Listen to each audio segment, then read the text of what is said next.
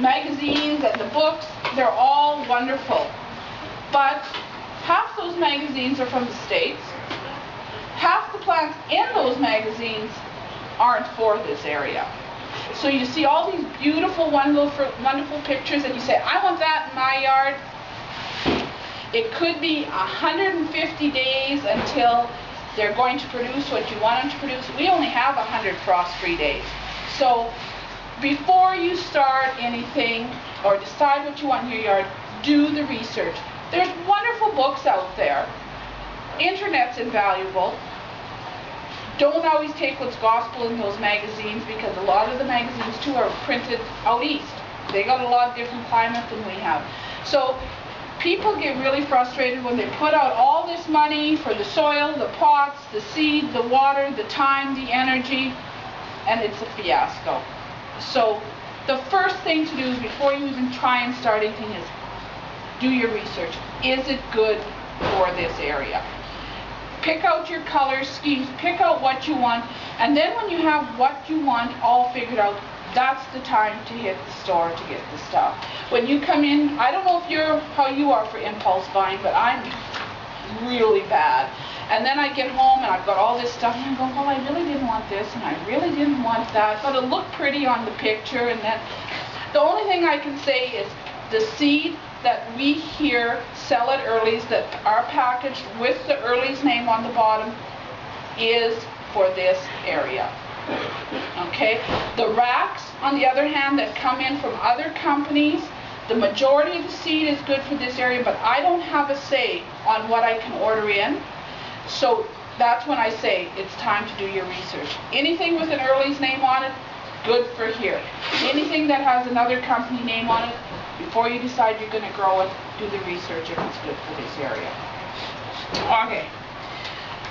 Most problems that people have when they start to germinate seed is not enough warmth.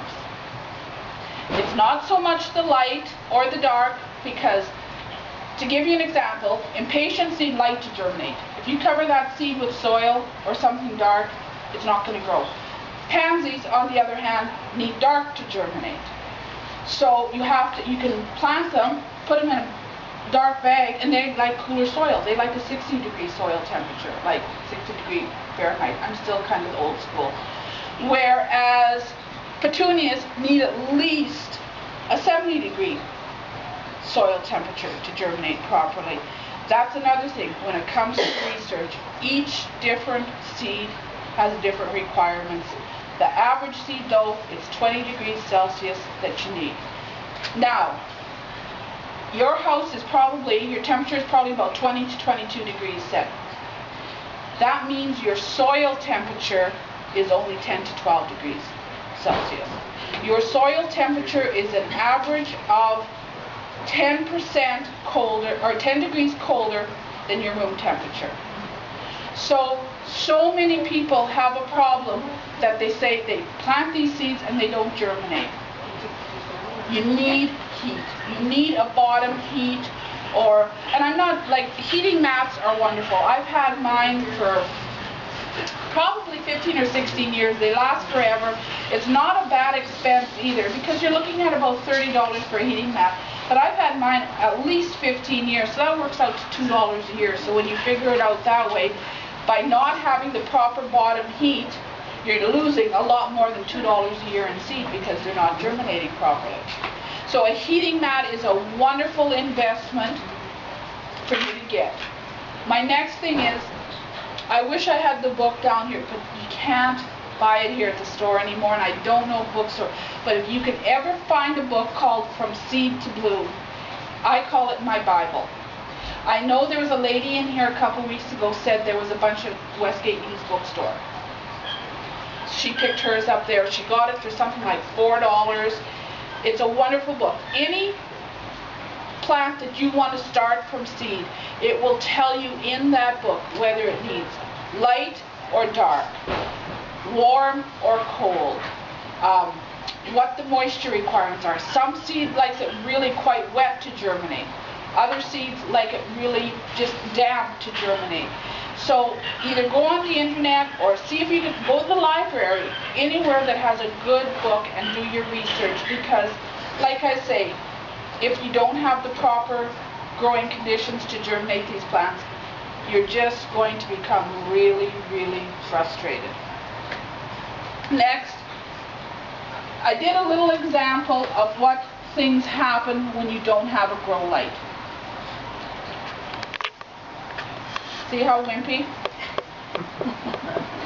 I did this on purpose. I do know what I'm doing. I did this on purpose just so that you guys would see how wimpy and spindly a plant will get if they don't have proper light.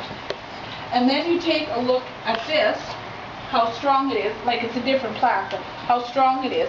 This is under the grow light. Grow lights only stay 2 inches from the plant.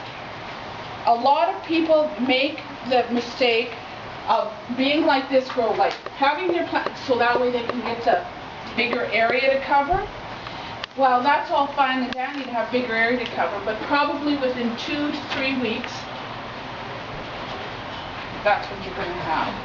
Instead, you should, like the new grow light systems are really, really wonderful. They're made out of LED lighting now instead of the old fluorescent tubes. So I have got 5 sets of them set up in my house, and my power bill does not go up at all from them. They just don't take. Whereas the older grow lights with the bigger tubes do tend to take more power. But for something like this, your plant should be like this, because they're cool. Like, they're not hot. They give a little bit of warmth, but they're nothing you can't touch. So they should be like this, because when you put them in front of the south window, what happens? After a few days, you're going to see this plant reaching for the light. Like that, and straining for the light, and they're going to reach and reach and reach, and that's what you're going to get is this. When you get this, people make a big mistake of taking it and just moving it over into another pot. They don't transplant it deep enough. When you're transplanting a plant like this that's all wimpy,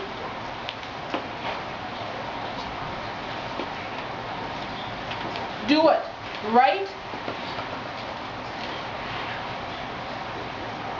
down to these leaves.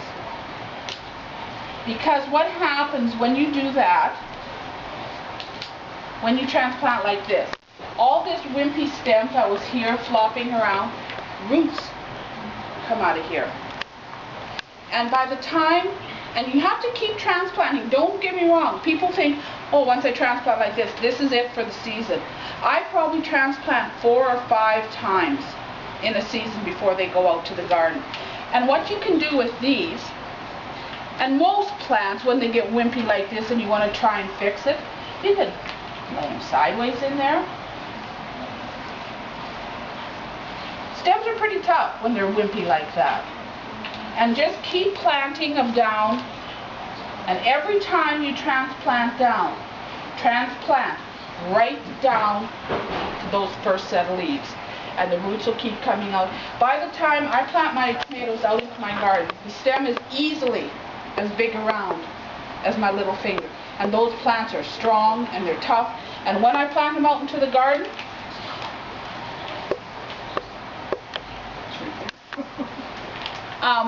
I plant them again right down to there, and do that with all your plants if you want a nice strong plant.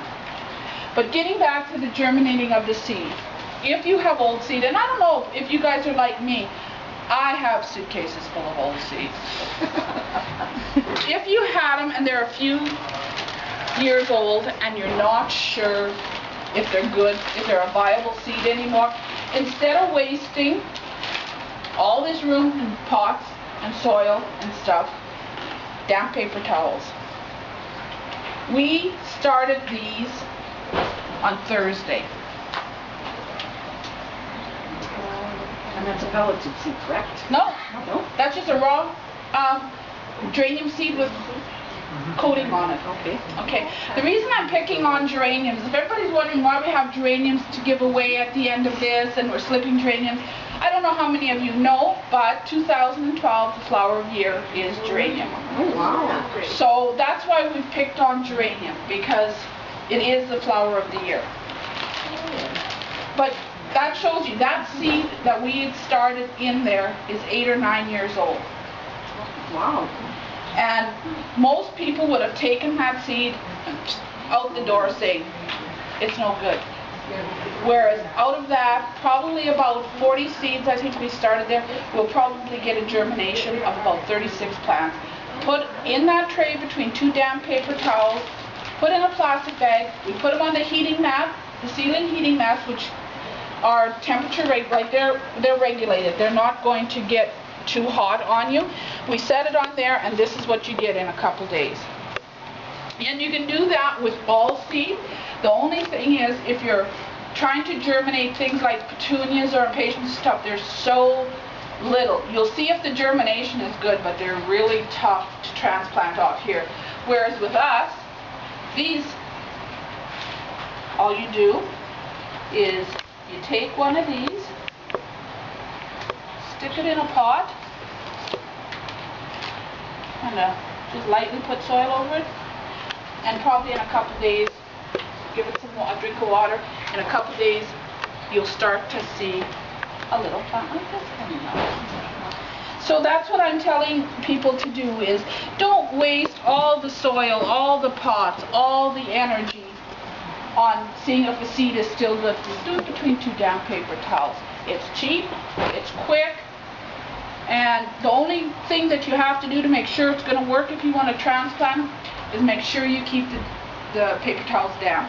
Because if those paper towels dry out and that little seedling that's coming out of there dries out and it falls off and dies, it's done. So, but we just every day check them, give them a little squirt with some water, and away we go. But to me, this is the easiest way to germinate. Once you're planting, get ready to start planting, get your grow light set up and everything. These pots, because I start 1,000 plants every year, it would cost me a small fortune if I had to buy new pots every year. If you have pots, even these thin ones that are in good shape, or ones like this, the only thing I'll tell you to do, reuse them. Definitely reuse them if you've got them. But wash them in bleach and water. 1 part bleach, 3 parts water. If there's any fungus or any insect eggs or anything, washing them will kill that, and you won't have the problem. So yeah, definitely reuse them. But the most important thing I would say versus that is a good seedling starting mix. Don't start them in a heavy potting soil. Use the seedling, and it's not, there's no soil or dirt. As Terry has this thing about me calling potting soil dirt. It's not dirt, it's soil. To me, it's dirt. Can you use a soilless mix? That's what seedling all those seedling starting mixes look like soil, feel like soil. There's not any soil in it. It's made up of peat moss, vermiculite, perlite, worm castings, fertilizer, all those things are in it. But if you feel a soilless potting mix versus a potting soil, a seedling mix is so light. Have you ever looked at your house plants and felt the soil just like rock? This will never get hard. It will always stay soft. And so these little tiny roots of these lobelia here, you have a heavy potting soil. These little tiny roots that are just like small tiny hair are never ever going to take hold in a heavy potting soil. They're not. You're going to end up frustrated, they're going to keel over, they're going to die. When you're seeding, get a good seedling starting mix to start with. That is so important. Seedling starting mix and warmth. Those are your key to success when it comes to starting seeds. I don't know if any of you have been doing it for very long when the days of no damp was around. No damp was the one product that was left on the market for dampening off. Do you all know what dampening off is? No. Okay. No. Okay.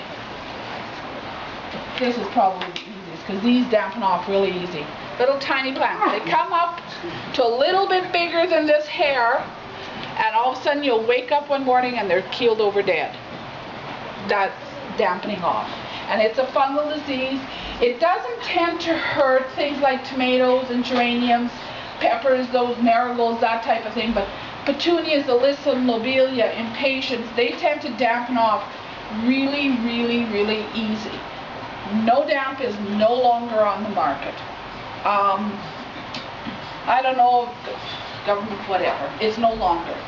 This is the only product left on the market registered for dampening off. It works, but don't use it like they tell you. And this is from experience. I have done it. You take this, you spray it on your little seedlings and stuff, they'll die. It's too harsh. Mix it with about 1/4 to 1/3 of this, and then another 2/3 water to bring it down. It's just too harsh in this form for those little tiny seedlings. So if you want to use it for preventing dampening off, it's a great product, but you just can't use it at full strength.